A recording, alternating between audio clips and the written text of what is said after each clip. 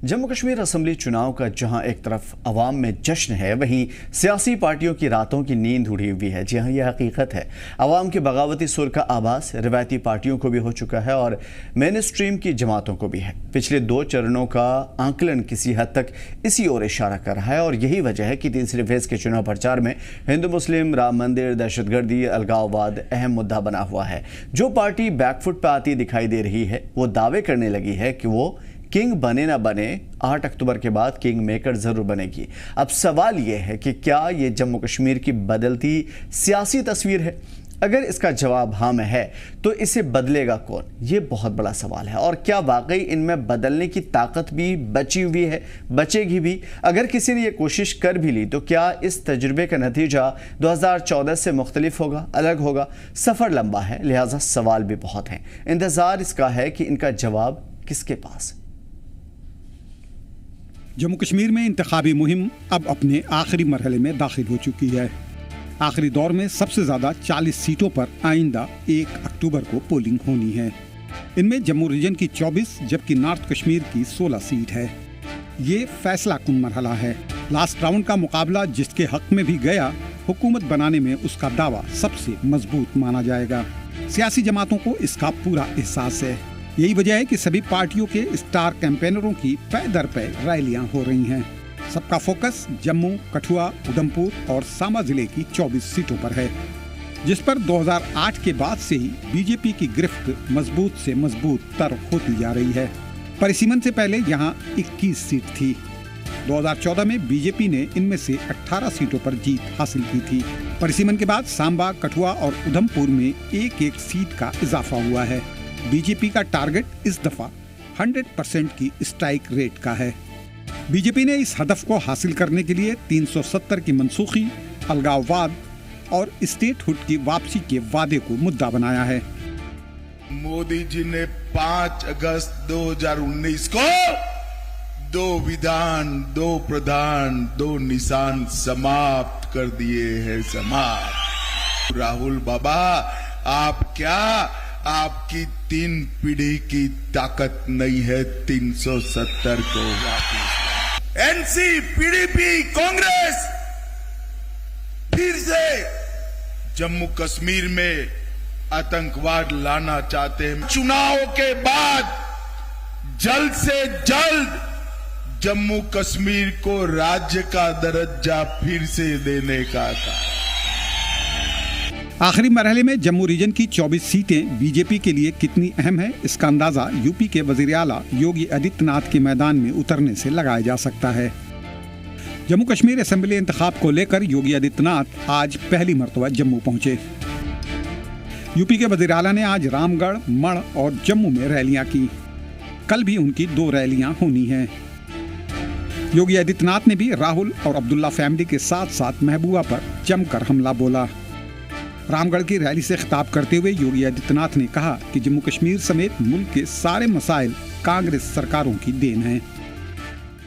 लंबे समय तक देश के अंदर कांग्रेस ने शासन किया, लेकिन कांग्रेस ने अयोध्या की समस्या का समाधान नहीं होने दिया। ये जितना भी विभाजन की बीज हैं, ये सभी विष बेल को बोने का कार्य, उसको पलवित और पोषित करने का कार्य कांग्रेस ने देश के अंदर आजाद भारत में किया।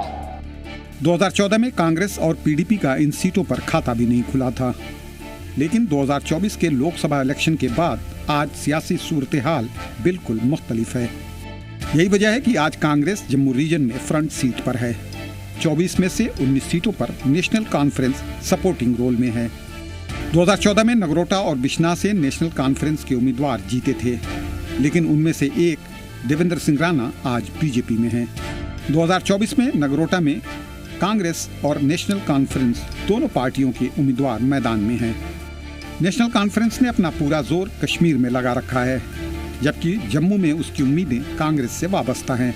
कश्मीर में एनसी के सामने पीडीपी और आज़ाद उम्मीदवारों की भी चुनौती है। अपना सियासी बेस बचाने के लिए उमर अब्दुल्ला अपनी रैलियों में लगातार इन दोनों पर सवाल उठा रहे हैं। रफियाबाद की रैली में उन्होंने वोटर्स को खबरदार किया उसकी हुकूमत में आने के बाद इलाकाई जमातों की मदद से बीजेपी 370 की मनसूखी को अवामी मकबूलियत का जामा पहनाने की कोशिश करेगी। देखिए, अगर यहाँ नेशनल कॉन्फ्रेंस हमारी अलायंस हुकूमत नहीं बनती है तो जाहिर सी बात है बीजेपी वाले अपनी हुकूमत बना के यहाँ पे असेंबली के ज़रिए एक ऐसा करारदाद यहाँ से पास करेंगे जिसके तहत ये दुनिया को कहेंगे कि ना 370 हटना जम्मू कश्मीर के लोगों ने कबूल किया है। यहाँ जो भी 5 अगस्त 2019 को हुआ है जम्मू कश्मीर के लोग उससे खुश हैं। अगर लोग उससे खुश हैं तो चलिए ना, फिर इलेक्शन में जो नतीजे होंगे देखी जाएगी। पीडीपी आज भी इस खित्ते में अपनी सियासी जमीन तलाश करने में जुटी हुई है। खित्ते में पीडीपी की मौजूदा सियासी हैसियत का अंदाजा इससे लगाया जा सकता है कि पार्टी ने आखिरी मरहले में जम्मू रीजन की 24 में से सिर्फ 11 सीट पर ही अपने उम्मीदवार उतारे हैं। बीजेपी और कांग्रेस के इस मजबूत गढ़ को भेद पाना महबूबा मुफ्ती के लिए अभी भी मुश्किल बना हुआ है। पीडीपी सदर को इस खित्ते में सियासी मुश्किलात का बखूबी अंदाजा है। यही सबब है कि रैलियों में वो बेरोजगारी का मुद्दा उठाने के साथ ही लोगों से फिरकावाराना और मजहब की बुनियाद पर तकसीम न होने की अपील कर रही हैं। बेरोजगारी इतनी बढ़ गई है, इतने पढ़े लिखे नौजवान हैं, करने को कुछ नहीं, डिप्रेशन हो गया है, नशा करते हैं, शराब की लाइसेंस बाहर के लोगों को दी है और पीने वाले हमारे जम्मू के लोग हैं। तो मुश्किल आता है, बिजली कहीं नहीं है, बिजली फीस बहुत ज्यादा है, स्मार्ट मीटर लगाए गए। महबूबा मुफ्ती इन सीटों पर धुआंधार प्रचार में लगी हुई हैं। उनका दावा है कि बीजेपी को 15 सीट से ज्यादा नहीं मिलने वाली और अगली हुकूमत पीडीपी की हिमायत के बगैर नहीं बन सकती। सांबा और आरएसपुरा की रैली में उन्होंने दावा किया कि चुनाव के बाद सेकुलर ताकतें मिलकर सरकार बनाएंगी। जम्मू कश्मीर में बीजेपी की सरकार नहीं बनेगी, जम्मू कश्मीर में सेकुलर सरकार बनेगी और जो सरकार जम्मू कश्मीर में बनेगी पीडीपी उसका हिस्सा होगी। बता दें कि तीसरे मरहले के लिए कुल 449 उम्मीदवारों ने अपना पर्चा दाखिल किया था, जिनमें 34 उम्मीदवारों का पेपर या तो खारिज हुआ या फिर उन्होंने अपना नाम वापस ले लिया। सबसे ज्यादा 109 उम्मीदवार जम्मू जिले में हैं। वहीं सांबा जिले के 3 असेंबली हलकों में सबसे कम 32 उम्मीदवार अपनी किस्मत आजमा रहे हैं। ब्यूरो रिपोर्ट, केसर टीवी। तो इससे साफ जाहिर है कि जम्मू की सीट इस मरतबा कितनी ज़्यादा अहम है। अब सवाल यह है कि जम्मू में फ्रंट सीट पे कौन है, ये देखना काफ़ी अहम होगा। हमारे साथ इन तमाम तर ख़ास बातचीत के लिए बीजेपी की जानिब से राजेश मेहता साहब हमारे साथ जुड़े हुए हैं, मोहम्मद एजाज साहब जुड़े हुए हैं JKUM के चीफ स्पोक्स पर्सन, और साथ में हमारे नुमाइंदे ख्वाहिश भटियात जम्मू से जुड़े हुए हैं। मैं अपने मेहमानों की तरफ आने से पहले सभी का इस्तकबाल करता हूँ आपका, लेकिन उससे पहले मेहमानों की तरफ आऊँ उससे पहले मैं ग्राउंड की रिपोर्ट आप तक पहुँचा देता हूँ। ख्वाहिश, आपसे पूछना चाहेंगे कि इस वक्त आपको क्या लग रहा है जम्मू में जिस तरीके से कोशिशें हुई हैं, स्टार प्रचारकों को हमने देखा है, मुद्दों को बदलते देखा है, इस वक्त क्या लग रहा है ग्राउंड पे क्या सूरत हाल बनी हुई है? जी हाँ, अभी भी अगर हम बात करें तो अभी मैं आरएसपुरा से होके आ रहा हूँ, बाना सिंह स्टेडियम से, जहाँ पर योगी आदित्यनाथ आए थे, जिन्होंने एक विशाल जनसभा को जो है संबोधित किया। आप ये सोचिए कि अमूमन जब रैली का एक समय होता है तो वीआईपी अमूमन आधा से 1 घंटा लेट ही पहुंचता है, लेकिन आज ऐसा हुआ कि योगी आदित्यनाथ समय से लगभग पौन घंटा पहले ही पहुंच गए, क्योंकि उनकी एक जनसभा खराब वेदर की वजह से रद्द हो गई थी। वो रामगढ़ गए, उसके बाद जल्दी जो है आरएसपुरा पहुंच गए। हम जब जा रहे थे तभी कई सारी गाड़ियां भी जा रही थी, और जब वहां पहुंचे तो इतना ज्यादा लोग थे कि लोग रैली ग्राउंड से बाहर भी बहुत लंबी लंबी कतारें लगी हुई थी। आप समझ सकते हैं कि क्या उनका एक रुतबा है, क्या उनका एक आप कह सकते हैं लोगों के बीच में फेम है। इसके साथ ही अगर हम बात करें, आज के दिन की बात करें, पिछले कुछ दिनों की देखें, कई सारे लोगों ने बीजेपी ज्वाइन की है, कुछ पार्टियां बीजेपी से विलय हुई है, और अगर हम बात करें स्टार प्रचारकों की भरमार लग गई है। सबसे आगे उसमें बीजेपी है, हालांकि कांग्रेस भी ज्यादा पीछे नहीं है, कांग्रेस ने भी बहुत सारे अपने स्टार प्रचारक उतारे हैं। उसके अलावा और दल भी हैं, वो भी नजर आए। जम्मू में महबूबा मुफ्ती रोड शो करती हुई नजर आई, पब्लिक रैलियों में बोलती हुई नजर आई, और वहीं पे नेशनल कॉन्फ्रेंस और कांग्रेस का कोलेशन है, तो वहां पर भी जिन जिन सीटों पे कांग्रेस के उम्मीदवार हैं वहां पर कांग्रेस के स्टार प्रचारक पहुंच रहे हैं, जहां पर एनसी के वहां फारूक अब्दुल्ला और ठीक है। अगर ख्वाहिश इसका आकलन करेंगे कि किस पार्टी की तरफ लोगों का ज्यादा हुजूम देखा गया, तो हालांकि इससे वोट पे असर नहीं पड़ता, लेकिन फिर भी अगर अंदाजा लगाया जाए ग्राउंड से कि किस पार्टी की भीड़ सबसे ज्यादा देखने को मिली या शोर शराबा किस पार्टी का है, तो क्या होगा? देखिए हमें कहते हैं जो दिखता है वो बिकता है। आज के समय में जो जिसको जितना ज्यादा दिखाया जाएगा उतना ही लोगों के जहन में वो आएगा।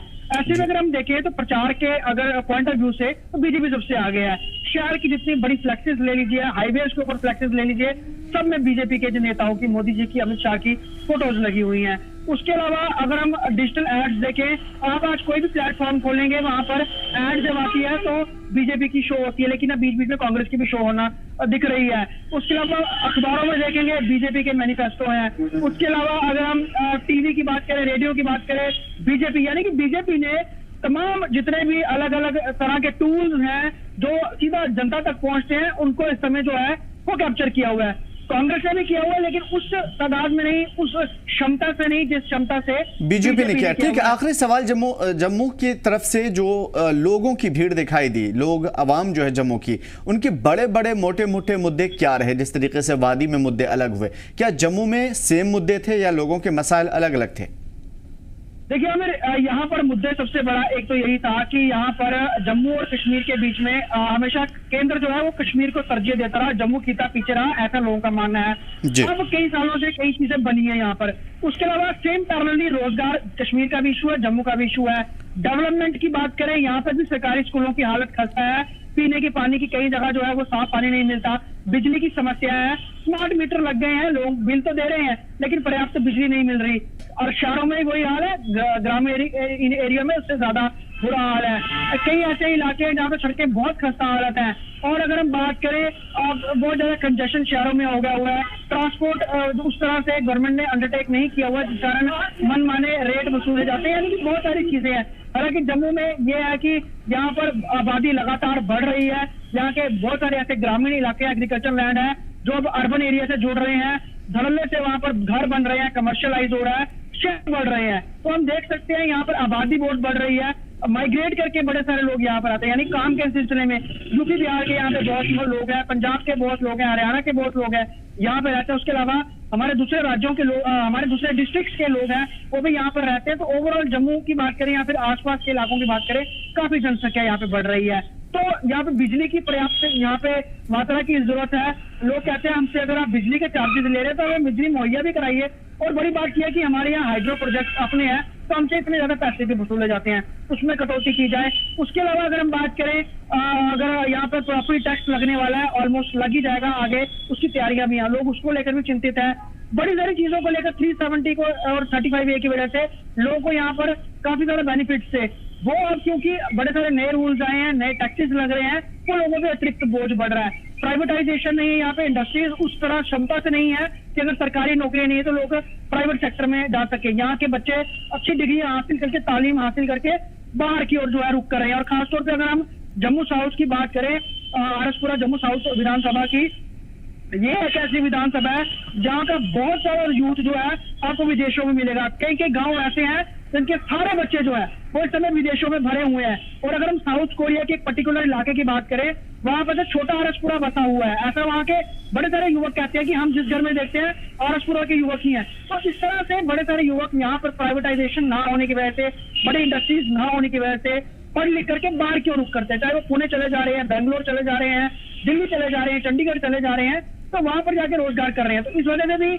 बड़े सारी आबादी जो है बाहर माइग्रेट करने को मजबूर है। वही अगर हम बात करें, लोग और सारी चीजों को लेकर भी बड़े सारी चीजों को देख रहे हैं। और राशन कार्ड है, उस पे जो राशन मिलता था उसमें कमी हो गई हुई है, पेंशन बड़ी देर से बंद है। बड़े सारे ऐसे लोग हैं जो सरकारी पेंशन से, कुछ बूढ़े बुजुर्ग थे जो गरीब तबके के थे, दवाई वगैरह खरीदते थे, लेकिन पेंशनें बंद हो गई हैं, उनके लिए बहुत मुश्किलात आ रही हैं। हालांकि दावे बीजेपी कर रही है कि हम पेंशन बढ़ा देंगे, बाकी पार्टियां भी कर रही हैं। उसके अलावा सरकारी इलाज में फैसिलिटी तो मिलती है, लेकिन अभी भी कई जगह जो है वो उस तरह की फैसिलिटीज लोग नहीं ले पाते। उनको ज्यादातर मेडिकल फैसिलिटी के लिए भी पंजाब जाना पड़ता है, चाहे अमृतसर की बात करें या फिर चंडीगढ़ की बात करें। यहाँ पर उसकी भी अभी बहुत ज्यादा यहाँ पर कमी है, क्योंकि हॉस्पिटल तो बन गए हैं, लेकिन जब तक उनका स्टाफ नहीं होगा तो लोगों का इलाज नहीं होगा।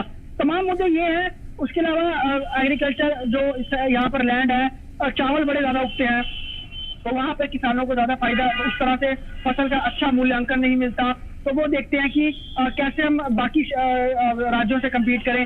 बड़ी बात यह है, अगर हम स्पोर्ट्स की तरफ देखें, स्टेडियम बड़े सारे, और अभी तो कई जगह जो है स्टेडियम्स में ही रैलियां हो रही हैं, लेकिन उसके बाद उन स्टेडियम्स की जर्जर हालत है। स्पोर्ट्स को लेकर जम्मू कश्मीर बहुत पीछे है। नेबरिंग राज्य हम देखें, पंजाब, हरियाणा, वहाँ पे प्लेयर जो है ओलंपिक तक जाते हैं, मेडल जीतते हैं, उनको गवर्नमेंट जो है, उनकी स्टेट गवर्नमेंट उनको बहुत सारा बेनिफिट देती है, लेकिन जम्मू कश्मीर में वो भी बहुत पीछे है। अब कह सकते हैं बहुत जगह से लोगों को निराशा भी है, युवाओं को निराशा भी है। अब वो चाहते हैं कि ऐसी सरकार बने, चाहे वो बीजेपी की हो या नेशनल कांग्रेस की हो, लेकिन कम से कम लोगों के लिए काम करे। बिल्कुल ये साफ हो गया है कि मसाइल बहुत हैं, पहाड़ के उस पार और पहाड़ के इस पार, लेकिन लोगों को इंतजार है कि ऐसी हुकूमत उन्हें मिले, ऐसे इख्तिदार मिले जो लोगों के मसाइल हल करे। वो बीजेपी कांग्रेस इसमें बीच में नहीं फंसना चाहती, लोगों के मुद्दे सबसे ज़्यादा अहम है। शुक्रिया हमारे साथ जुड़ने के लिए और तमाम तर बेहतरीन मालूमात के लिए। ख्वाहिश। अब हम मेहमानों की तरफ आते हैं। जाहिर है कि सवाल वहीं बरकरार रहेगा कि इतनी कोशिशों में फर्स्ट फेस आपने देखा, सेकंड फेस हमने देखा, और उसके बाद अब थर्ड फेस आने की बहुत जल्द थर्ड फेस भी हम देखेंगे, और सवाल ये होगा कि यहाँ पे किंग कौन बनेगा, किंग मेकर कौन बनेगा। इस वक्त सूरत हाल में सबसे आगे कौन है, फ्रंट सीट पे कौन नजर आ रहा है। हमारे साथ जैसा कि हमने कहा कि जनाब एजाज साहब जुड़े हुए हैं और राजेश मेहता साहब जुड़े हुए हैं। राजेश मेहता साहब, बहुत सारे सवाल हैं आपसे करने में। सबसे पहले ये कोशिश करूंगा कि आप हमें ये बताएं कि स्थिति क्या है, आपकी पोजीशन क्या है इस वक्त बीजेपी की। सबसे पहले आप सबको नमस्कार। और तो मेरे भाई अभी बोल रहे थे यहाँ पे स्पोर्ट्स की फैसिलिटीज नहीं है, यहाँ पे ये कारण गिना रहे थे। मैं उनको ये बताना चाहूंगा कि 200 रुपया पेंशन हुआ करती थी, 1000 रुपया भारतीय जनता पार्टी ने की। अब भारतीय जनता पार्टी कहती है कि जम्मू कश्मीर में हमारी सरकार बनती है, हम 1000 की जगह 3000 पेंशन और देंगे, जो कि 1 साल का 18,000 रुपया घर की बड़ी महिलाओं को दिया जाएगा। जो आयुष्मान कार्ड था, पहले हम 5 लाख का था, इलाज होता था। अब भारतीय जनता पार्टी ने कहा है कि जम्मू कश्मीर में हमारी सरकार आएगी तो इसको बढ़ाकर 10 लाख कर दिया जाएगा। हमारी सरकार ने कहा कि हम 6,000 रुपया किसान निधि सम्मान के तहत किसानों को दिया जाता है। भारतीय जनता पार्टी की सरकार जम्मू कश्मीर में आएगी, 6,000 से बढ़ाकर 10,000 कर दिया जाएगा। 70 साल एनसी पीडीपी कांग्रेस ने राज किया, हमें सिर्फ 10 साल हुआ है। हमने सिर्फ 10 साल में 3 साल हमने सत्ता में रहे, उसके बाद सत्ता से बाहर हो गए। लेकिन मोदी साहब के नेतृत्व में जम्मू कश्मीर तरक्की की ओर है। आप एक्सप्रेस हाईवे दे सकते हैं कि और 2-3 सालों के बाद 5 घंटे में कटरा से दिल्ली पहुंचा जाएगा। आप मेडिकल कॉलेज देख लीजिए, पहले 2 मेडिकल कॉलेज होते थे, आज 11 मेडिकल कॉलेज है। यहाँ 250 डॉक्टर जम्मू कश्मीर में बनते थे, आज 1350 डॉक्टर 1 साल में निकलते हैं। आप इंडस्ट्रियलाइजेशन की बात करेंगे तो मैं जम्मू की बात करूंगा। आज जम्मू में बहुत बड़ी बड़ी इंडस्ट्रीज यहाँ पर आ चुकी हैं। 2014 से पहले कोई इंडस्ट्रीज जम्मू में आना नहीं जाता था, क्योंकि कारण था 370, कारण था आतंकवाद, कारण था टारगेट किलिंग। तो अब ये चीजें खत्म हुई है, अब समय का परिवर्तन हुआ है। आज पूरा देश जम्मू कश्मीर में आना चाहता है। मैं आपको ये बता दूं, जितनी भी बड़ी इंडस्ट्रीज है, चाहे वो हल्दीराम हो, चाहे वो ग्रीव हो, चाहे वो सोलर इंडस्ट्री, बहुत बड़ी बड़ी इंडस्ट्री जम्मू कश्मीर में आ रही है। और ये बात सच है कि सरकार सबको सरकारी नौकरियां नहीं दे सकती और हमें प्राइवेटाइजेशन की तरफ जाना पड़ेगा। अगर इंडस्ट्रीज क्या है, इंडस्ट्रीज आने से इकॉनमी बूस्ट होती है और लोगों को रोजगार मिलता है। भारतीय जनता पार्टी की पहली प्राथमिकता रहेगी कि लोगों को रोजगार दिया जाए और जम्मू कश्मीर तरक्की की ओर बढ़े। और हमारा जो संकल्प था, हम जो कहते थे वो हम करते थे। हमने अपने संकल्प पत्र में ये कहा था कि हम 370-35 से हटाएंगे। 70 साल हमें यहाँ तक पहुंचने में लगे। अब लोगों की अपेक्षा है, लोग मन बना चुके हैं कि इस बार मुख्यमंत्री भारतीय जनता पार्टी का होगा और लोगों ने ये मन बना लिया है। 8 तारीख को रिजल्ट आएंगे और भारतीय जनता पार्टी। मेहता साहब, आपने सुना, अभी आपने सुना होगा, पीडीपी चीफ महबूबा मुफ्ती कहती हुई नजर आ रही थी कि बीजेपी इस मरतबा 15 सीटों के अंदर सिमट जाएगी। आपकी प्रतिक्रिया? देखिए, 8 तारीख को ये तय हो जाएगा। आप मेरी बात नोट कर लीजिए। 6:22 हुए हैं। 8 तारीख को भारतीय जनता पार्टी की सरकार जम्मू कश्मीर में बनेगी, ना कि हमने हिंदू मुसलमान किया। आप देख सकते हैं एनसीपीडीपी का मैनिफेस्टो, उन्होंने क्या कहा कि शंकराचार्य का नाम बदलकर तख्ते सुलेमानी रख देंगे। क्या भारतीय जनता पार्टी ने ऐसी कोई बात की कि हम किसी मंदिर मस्जिद का नाम चेंज कर देंगे? ये सिर्फ बांटने की कोशिश है कश्मीर और जम्मू को। अगर रेल जम्मू से कश्मीर पहुंची है तो उसका परिप्रेक्ष्य, उसका मतलब ये है कि दोनों सूबों को जोड़ा जाए, हिंदू को मुसलमान से जोड़ा जाए, कश्मीर को जम्मू से जोड़ा जाए, ताकि हम रोज आते जाते रहे। आप देखते हैं कि पहले 10 से 12 घंटे कश्मीर पहुंचने में लगते थे, आज वो फासला कम हुआ है। ट्रेन पहुंचेगी तो फासला और कम होगा, जम्मू वाले कश्मीर जाएंगे, कश्मीर वाले जम्मू आएंगे, तो ये फासले कम हो गए। ये दूरियां खत्म करने का काम नरेंद्र मोदी साहब ने किया है। लास्ट टाइम पे जितना हमने आपके स्टार प्रचारकों को देखा है, धूम मची हुई है पूरी मार्केट में, क्या लगता है इसका कितना फायदा होगा खासतौर पे लोगों को साधने में? देखिए, भारतीय जनता पार्टी एक विशाल संगठन है, पूरे विश्व का सबसे बड़ा संगठन है। भारतीय जनता पार्टी में कोई एक व्यक्ति चुनाव नहीं लड़ता। भारतीय जनता पार्टी में चुनाव पूरी भारतीय जनता पार्टी लड़ती है, चाहे वो बूथ स्तर का नेता हो, चाहे वो प्रधानमंत्री हो, सभी मिलजुल कर चुनाव को लड़ते हैं, ना कि हमारा कैंडिडेट एक माध्यम होता है, व्यक्ति एक माध्यम होता है, चुनाव पार्टी लड़ती है। इसलिए चाहे वो यूपी का नेता हो, चाहे वो महाराष्ट्र का नेता हो, चुनाव कहीं भी हो, हम हर जगह जाकर अपनी पार्टी का प्रचार करते हैं और अपने प्रत्याशी को जिताने की उसे हक में वोट मांगने के लिए हर जगह जाते हैं। ठीक है, जिस तरीके से बीजेपी की जो हुसूलियाबियां हैं, जो अच्छाइयां हैं, जो लोगों के साथ उन्होंने किया है जम्मू कश्मीर में, चाहे वो पत्थरबाजी रुकवाना हो, चाहे वो वहां की मिलिटेंसी को बुनियाद से हिलाना हो, या लोगों को रिजर्वेशन देना हो, वोटिंग राइट्स देना हो, ये जितने भी मुद्दे हैं या डेवलपमेंट के काम हो, आपको क्या लगता है कि आपको अवाम अगर इस मरतबा चुनने जा रही है, जैसा कि आपने कहा कि 8 तारीख को रिजल्ट आएगा और पता चल जाएगा, तो अवाम आपको क्यों चुनेगी? देखिए, मैंने पहले भी बता चुका हूँ, मेडिकल कॉलेज हमने जम्मू में दिया, जहां 250 डॉक्टर बनते जाते हैं, 150 डॉक्टर बन रहे हैं। हमने इंजीनियरिंग कॉलेज दिए, हमने IIT दिया, IIM दिया, IIM दिया, हमने बायोटेक्नोलॉजी पार्क दिया। सवाल यही है कि ग्राउंड से असल में क्या हो रहा है मेहता साहब, कि लोगों का यही इल्जाम है कि बीजेपी ने ये सारी चीजें स्ट्रक्चर बनवाई, लेकिन अंदरूनी तौर पे कुछ नहीं दिया। ये सिर्फ दिखावा है जो जाहिरी तौर पे नजर आ रहा है, मीडिया के फ्रंट लाइन में छप रहा है। मेडिकल कॉलेज शुरू हो गया, 9 के 9 मेडिकल कॉलेज आज चल रहे हैं। मैं कठुआ का रहने वाला हूँ, हमारे यहाँ भी एक मेडिकल कॉलेज है, वहाँ पे बच्चे पढ़ रहे हैं, क्लासेस लग रही है। विपक्ष आरोप लगाने का सिवाय और कुछ नहीं करता, क्योंकि 70 साल इन्होंने राज किया यहाँ पर। मुझे बताया ये क्यों नहीं एम्स लेकर आए, क्यों नहीं 2 ही मेडिकल कॉलेज आए और मेडिकल कॉलेज की बढ़ोतरी क्यों नहीं की? इन्होंने सिर्फ हिंदू मुसलमान को लड़ाने का काम किया है। भारतीय जनता पार्टी ऐसी है जो सब वर्गों के बारे में सोचती है। हमने गोल्डन कार्ड ये देख के नहीं दिया कि इसे सर पे पगड़ी है या इसकी दाढ़ी है। हमने सामान्य समाज को गोल्डन कार्ड दिया है, चाहे वो हिंदू था, चाहे वो मुसलमान था, चाहे वो सिख था। भारतीय जनता पार्टी की प्राथमिकता रही है कि सबका साथ, सबका विश्वास और हम सबका साथ। भारतीय जनता पार्टी ने अगर पहले राष्ट्रपति बनाए तो अब्दुल कलाम थे, मुस्लिम समाज से थे, मुस्लिम धर्म से थे। दूसरे राष्ट्रपति हमने दलित समाज से थे, रामनाथ कोविंद। तीसरे राष्ट्रपति हमारी द्रौपदी मुर्मू जी हैं जो आदिवासी समाज से हैं। तो हम हर वर्ग को साथ लेकर चलते हैं। जो इल्जाम ये लोगों को बांटना, ये NCPDP का काम है। ठीक है, इसमें कोई शक नहीं। ठीक है, अगर हम थोड़ी देर के लिए मान लेते हैं, क्या सच्चाई हो तो 8 के बाद देखेंगे, फिलहाल थोड़ी देर के लिए मान लेते हैं कि अगर आपको कुछ सीटें कम आई हुकूमत बनाने से, तो आप किसके साथ जाएंगे, किसको अपने साथ जोड़ेंगे, खासतौर पर वादी में? देखिए, अभी तो मैं ये कह नहीं सकता सरकार किसके साथ बनाएंगे, मुख्यमंत्री कौन बनेगा, ये पार्टी के हाईकमांड का फैसला होता है। मुझे पूर्ण विश्वास है कि इस बार हम पूर्ण बहुमत से जम्मू कश्मीर में आएंगे और सरकार हमारी ही बनेगी। बाकी की जो बातें कहते हैं ये हमारा फैसला नहीं होता, ये पार्टी के सेंट्रल कमेटी है। मेहता साहब, असल में इनका साफ तौर पे यह कहना है कि बीजेपी ने बहुत ही खामोशी से प्रॉक्सी कैंडिडेट्स उतार रखे हैं वादी में, जो न सिर्फ वोट काटेंगे बल्कि ज़्यादा जगहों पे जीत भी गए। अगर 5 से 10 सीट भी आ गए इनकी, तो कहीं ना कहीं यानी कि 19 सीटों पे आपने उतारा है अपने कैंडिडेट, और कुछ प्रॉक्सी कैंडिडेट आपने उतार रखे। इल्ज़ाम है, मैं कह नहीं रहा हूँ, कुछ प्रॉक्सी कैंडिडेट भी उतार रखा है जो कि अगर वो कामयाब होते हैं तो सीधा सीधा बीजेपी पूर्ण बहुमत से हुकूमत बनाएगी। क्या सच्चाई है इन इल्जामात में?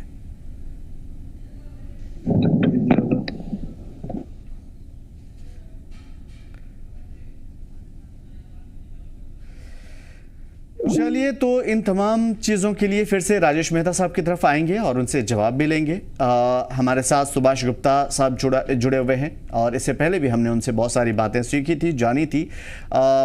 एक्स जज भी रह चुके हैं, पॉलिटिकल एक्सपर्ट हैं और काफ़ी बेबाकी से अपनी बात रखते हैं। सर, आपका बहुत बहुत इस्तकबाल है हमारे साथ जुड़ने के लिए। सीधा मैं आपकी तरफ आता हूँ, क्या लगता है आपको कि लास्ट की जो सीटें बची हुई है 1 अक्टूबर को जो चुनाव होने वाले हैं, उसमें फ्रंट सीट पे आप किसको बैठा हुआ देख पा रहे हैं?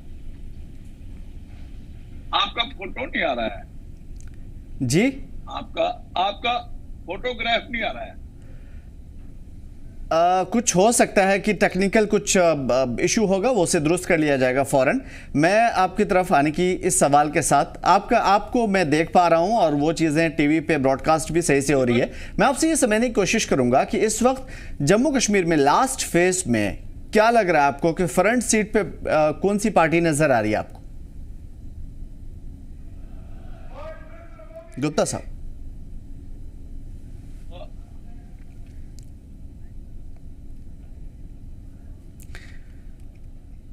ठीक है, कुछ माफ़ कीजिएगा, कई ऐसे जम्मू कश्मीर के इलाके हैं जहाँ पे कहीं ना कहीं चीज़ें थोड़ी सी हो जाती है, नेटवर्क की प्रॉब्लम कभी कभी हो जाती है और फिर हमारे गेस्ट दोबारा जुड़ जाते हैं। मेहता साहब की तरफ आने की कोशिश करेंगे।